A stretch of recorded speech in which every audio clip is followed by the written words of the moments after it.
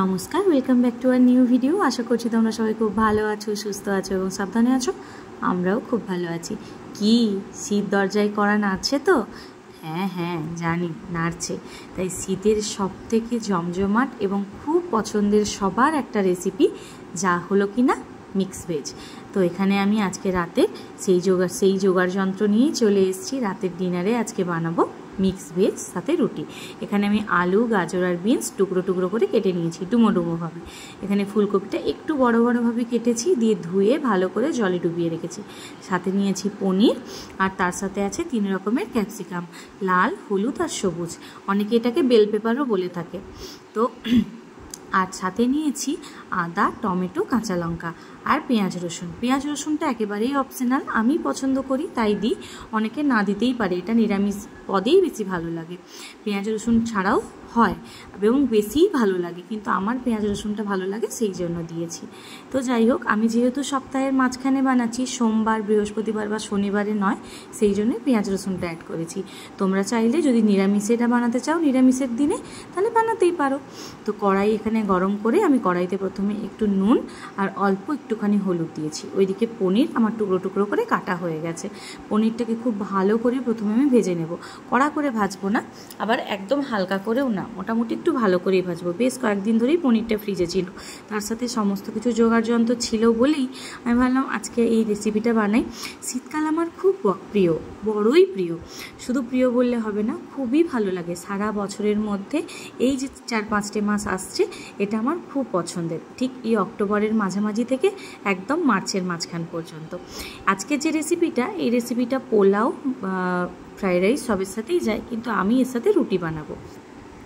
তো দেখিয়ে দিলাম, কাজু আর পোস্তটা আমি নিয়ে নিয়েছি। কাজু পোস্ত নিয়েছি আমি 1.5 চামচ মতো, আর কাজু যদি গোটা, আমি যেহেতু ভাঙা কাজু নিয়েছি সেই জন্য আমি ওই 2 চামচ মতো নিয়েছি। মানে ধরো যদি গোটা কাজু হয় তাহলে ওই 7-8টা মতো কাজু। এর সাথে অনেকে চাইলে 4 মগজও দিতে পারে, আমার কাছে ছিল না তাই দিইনি। তো কড়াইতে প্রথমে পনিরটা ভালো করে ভেজে তুলে নিয়ে ওই কড়াইতে আমি 1 চামচ মতো ঘি দিয়ে, এটা চাইলে পুরোটা কেউ সাদা তেলেও করতে পারে, আবার পুরোটাই কেউ চাইলে ঘিতেও করতে পারে। আজকের রেসিপিটা আমি আমার মতো করেই করছি। এটা আরও নানান রকমভাবে হয়, অনেকে আমার থেকে অনেক ভালোভাবে করে, কিন্তু আমি যেহেতু রাতের বেলায় বানাচ্ছি, খুব একটা হেভি বানাতে চাইছি না, আবার খেতেও ইচ্ছে করছে, সেই জন্যই এই ফাঁকিবাজি বিদ্যা। আসলে কি, প্রত্যেকটা সবজি আলাদা আলাদা করে ভেজে তুলে রেখে শেষে মশলা কষিয়ে বানাতে গেলে কি হয়, অনেকটা বেশি না তেল খাওয়া হয়ে যাবে বা ঘি খাওয়া হয়ে যাবে। সেই জন্যই আমি এইভাবে বানাচ্ছি। একবারে কড়াইতে তেল ঘি সব গরম করে সব সবজিগুলো, যেগুলো আগে থেকে একটু বেশি করে ভাজতে হবে, সেইগুলো দিয়ে ভালো করে ভেজে নিচ্ছি। তারপর নুন, হলুদ, অল্প হলুদ আর একদমই অল্প একটুখানি লঙ্কার গুঁড়ো দিয়েছি। লঙ্কার গুঁড়োটা দিয়েছি জাস্ট একটু, মানে হালকা একটা ঝাল ভাব আসার জন্য, ঝাল লঙ্কার গুঁড়ি। আর নুন, হলুদটা দিয়েছি একটুখানি কালার আসার জন্য। আসলে এই পদটা তো সাদা সাদাই হয়, আর আমি এখানে রান্না করব আর বিন্দি আসবে না তা তো হতে পারে না। বিন্দি পড়াশুনো করে উঠে চলে এসছে এখানে মাকে হেল্প করতে, মিক্সিতেও মশলা বাটছে, আর আমি এদিকে রান্নাটা করছি। তো দেখো, সমস্ত কিছু খুব ভালো করে মোটামুটি ভাজা হয়েই গেছে। এখানে অনেকের মনে হতেই পারে যে সব সবজি হয়তো ঠিকমতো সেদ্ধ হবে না। হবে, সবই সেদ্ধ হবে, শুধু একটু ঢেকে চেপে রান্না করলে সুন্দরভাবেই হবে। তো সমস্ত সবজিগুলো প্রথমে খুব ভালো করে ভেজে নিয়ে তারপর আমি মাঝখানে একটুখানি ফাঁকা করে দিয়ে দিলাম রসুন কোয়াগুলো, একটু থেতো করে নিয়েছি অবশ্যই, আর তার সাথে দিয়েছি পেঁয়াজের টুকরোগুলো। পেঁয়াজের টুকরোগুলো আমি খুব মিহি করে কাটিনি, একটু বড় বড়ই রেখেছি। বড় বড় বলতে, একটা গোটা পেঁয়াজকে প্রথমে গোল গোলভাবে 3 টুকরো করেছি, তারপর তাকে মাঝখান থেকে একবার কেটে সেটাকে আবার আড়াআড়িভাবে আরেকবার কেটেছি, এইভাবে। তো সমস্ত সবজি একসাথে মিশিয়ে খুব ভালো করে ভেজে নিয়ে আমি এখানে ঢাকা চাপা দিয়ে আস্তে আস্তে রান্না করছি। আর দেখে মনে হচ্ছে না কড়াইটা ঠিক যেন এক কড়াই লাল নীল সবুজের মেলা বসেছে? সত্যিই তাই। খাবারটা খেতে যতটা ভালো হয়, এর গন্ধটাও এই মুহূর্তে ঠিক ততটাই সুন্দর উঠছে। আমার তো খুব পছন্দের পছন্দের একটা রেসিপি, খুব মানে খুবই। আর আমি ওখানে মিক্সিতে বেটে নিয়েছিলাম একসাথে পোস্ত, কাজু, আর সাথে হচ্ছে আদা আর কাঁচা লঙ্কা। আর হ্যাঁ, যে টমেটোটা দিলাম শেষে, ওখান থেকে হাফ টমেটো নিয়েও বেটেছি, জাস্ট একটু কালারটা ভালো হওয়ার জন্য।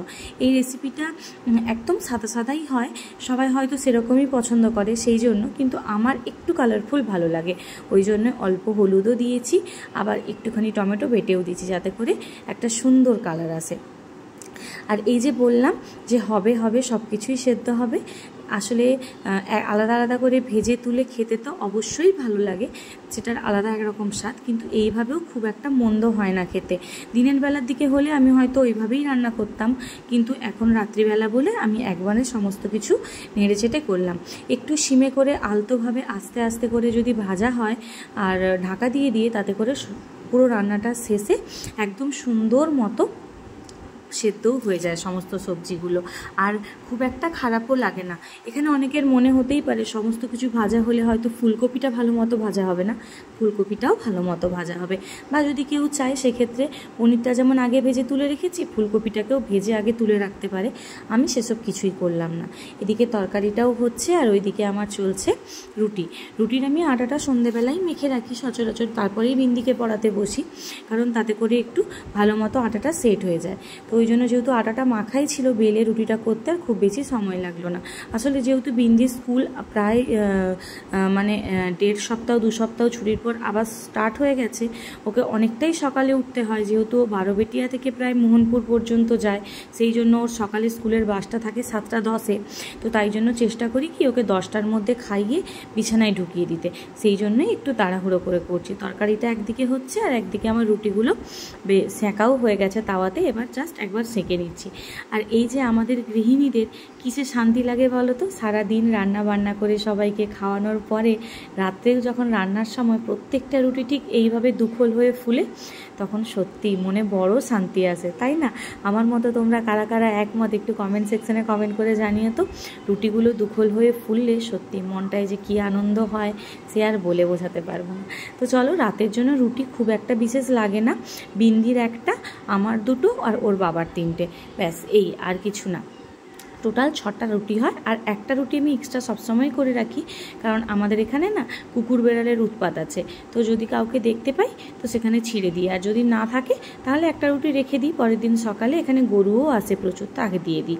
তো যাই হোক, মোটামুটি একটা আধটা রুটি প্রত্যেক দিনই বেশি করে করি। টোটাল সব মিলিয়ে আমার রুটি হয় হচ্ছে 7খানা।